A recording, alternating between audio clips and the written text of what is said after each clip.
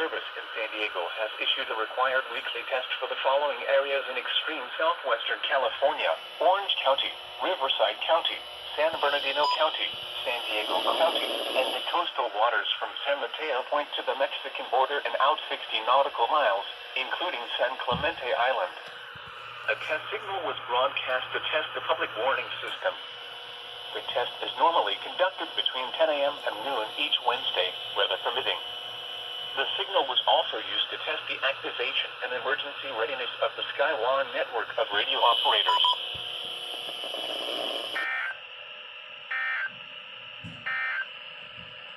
Now for the